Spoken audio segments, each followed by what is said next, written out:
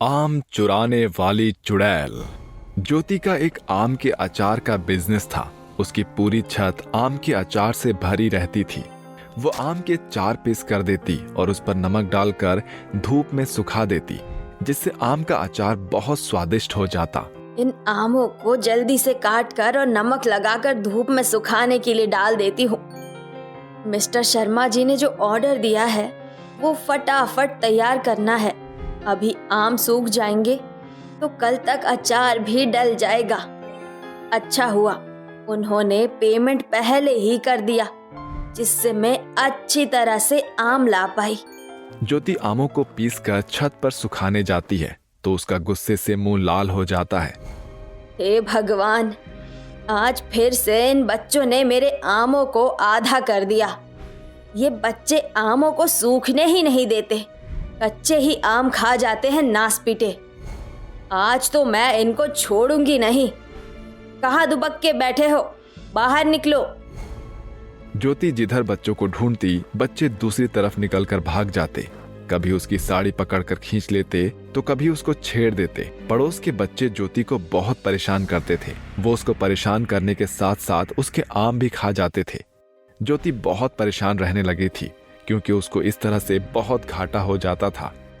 ज्योति जिस घर में रहती थी उसके नीचे वाले फ्लोर पर ज्वाला नाम की एक पड़ोसन रहती थी, जिसकी सोनी और मोनी नाम की 2 लड़कियां थी। वो दोनों बहुत शैतान थी और उन्हें ज्योति को परेशान करना बहुत अच्छा लगता था। साथ ही वो उसके सुखाए हुए आमों को झट से साफ कर देती थी। एक दिन ज्योति छत पर ही बैठी हुई थी और आमों की रखवाली कर रही थी। आंटी, आप खाना बहुत अच्छा बनाती हो ना? मुझे कढ़ी बनाना सिखा दो। मुझे कढ़ी बनाना नहीं आता।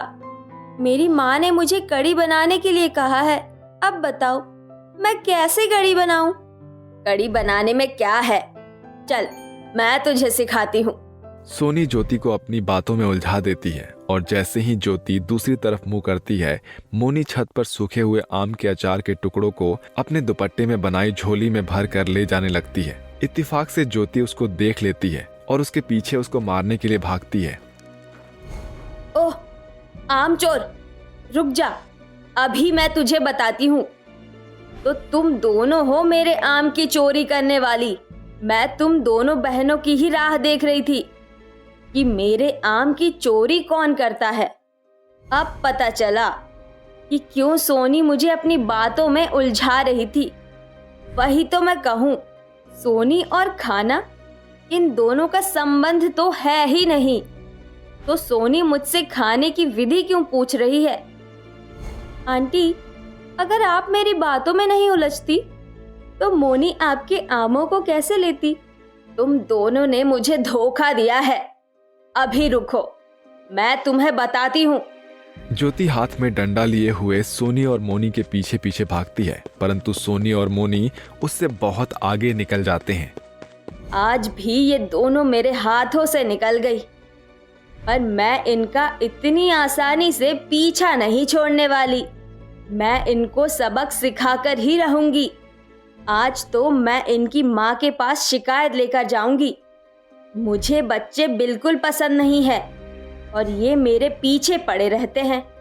अरे जब मैं तुम बच्चों से बात ही नहीं करती तो तुम बच्चे मुझे क्यों परेशान करते हो? ज्योति तेजी से गुस्से में सीढ़ियां उतरती हुई ज्वाला के पास पहुंचती है और उसे उसके कमरे के बाहर आने के लिए कहती है।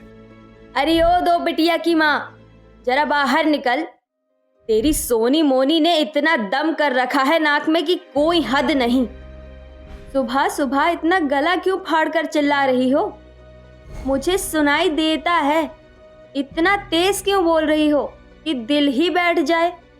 समझा ले अपनी दोनों बेटियों को, नहीं तो कल को अगर मेरी मार पड़ी तो फिर ना कहना कि मैंने पहले नहीं बताया।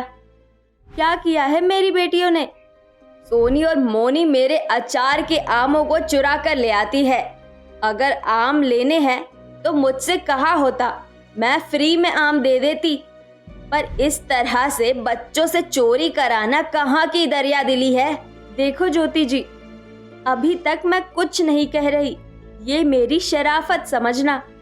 ये मत समझो कि मुझे बोलना नहीं आता। मेरी बेटियां चोरी कर ही नहीं सकती। उन्हें भला किस चीज की कमी है? और आचार तो देखो, मेरे घर में कितना भरा हुआ है, तो वो भला तुम्हारे यहाँ आम की चोरी क्यों करेगी? एक तो चोरी, ऊपर से सीना जोरी। मैंने खुद तेरी बेटियों को अपने छत पर से आम चुराते देखा है। या तो समझा दे, या फिर अपनी तरफ से मैं समझाऊंगी उन दोनों को। देखती हूँ कैसे समझाती है तू मेरी बेटियों को। तू हमारे ऊपर पड़ोस में रहती है तो लिहाज कर रही हूँ, वरना मैं अपनी बेटियों के बारे में कुछ भी नहीं सुनती। ज्योति और ज्वाला में बच्चों को लेकर झगड़ा हो जाता है। कुछ देर बाद सोनी मोनी जब वहां आती हैं तो ज्वाला उनसे पूछती है और दोनों अपनी गलती कबूल कर लेती हैं। बेटा, तुमने गलती की थी, पर अब ज्योति आंटी के पास मत जाना, ना ही उनके आम चोरी करना। अगर तुम्हें आम खाने हैं तो मुझसे कहना, मैं तुम्हारे लिए ढेर सारे आम ले आऊंगी। ठीक है माँ, अब हम ज्योति आंटी के यहाँ नहीं जाएंगे। सोनी और मोनी वहां जाने से मना कर देती हैं, पर फिर भी ज्योति के आमों की चोरी नहीं रुकती। वो रोज देखती है तो आमों की चोरी हुई होती है। एक दिन वो सोनी और मोनी को पकड़ लेती है। तुम दोनों ने चोरी करना अभी तक बंद नहीं किया। तुम्हारी माँ ने भी समझाया, पर तुम पर कोई असर नहीं हुआ। आज तो मैं तुम्हें कमरे में बंद करके ही मानूंगी। आंटी, हमने चोरी नहीं की है, हम तो अपने घर में ही थे। हम भला अब आपके आमों की चोरी क्यों करने लगे? हमने अपनी माँ से वादा किया है कि अब हम आपके यहाँ पर नहीं आएंगे। ज्योति सोनी और मोनी से बात कर रही होती है। तभी एक औरत ज्योति को बताती है कि उसके घर में भी आमों की चोरी हो रही है। इस तरह से मोहल्ले की कई औरतें बातें कर रही होती हैं कि उनके घर में भी आमों की चोरी हो रही है।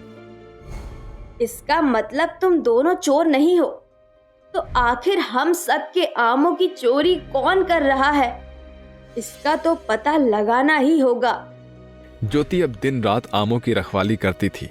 तब एक रात उसको पता चलता है कि एक भयानक चुड़ैल आती है और उसके आमों को खा जाती है। ज्योति ये सब बात अपने पड़ोसियों को बताती है और पड़ोसियों के साथ मिलकर वो एक जाल बिछाती है जिसमें चुड़ैल फंस जाती है। कौन हो तुम और हमारे आमों की चोरी क्यों कर रहे हो? मैं शांति हूँ। मुझे आम खाने का बहुत शौक था, परंतु एक बार मैं आम खाने के लिए पेड़ पर चढ़ी और वहाँ से मेरा पैर फिसल गया और मैं गिर गई, जिससे मेरी मौत हो गई। जिसके बाद मेरी आत्मा आमों के लिए भटकने लगी। मैं आमों की चोरी करके खाने लगी। अगर मैं दिन में ऐसा करती तो तुम लोग मुझे पकड़ लेते, इसलिए मैंने रात चुनी और आमों की चोरी करके खाना शुरू कर दिया। इस तरह तो तुम भटकती ही रहोगी। हमें अपनी मुक्ति का तरीका बताओ। ऐसा क्या किया जाए कि तुम्हें आमों की चोरी न करनी पड़े? मैं एक अच्छी चुड़ैल हूँ। अगर मुझे भरपेट आम खाने को मिल जाएंगे तो मैं यहाँ से चली जाऊंगी और मुझे मुक्ति मिल जाएगी। ज्योति अपने घर में से बहुत सारे आम लेकर चुड़ैल के सामने रख देती है और उसे खाने के लिए कहती है। चुड़ैल वो सारे आम खा लेती है और जब वो थक जाती है तो एक रोशनी के रूप में आकाश में चली जाती है। उसे मुक्ति मिल गई थी। अब ज्योति निश्चिंत होकर आम का अचार डालती थी और अब उसके आम के अचार की चोरी नहीं होती थी।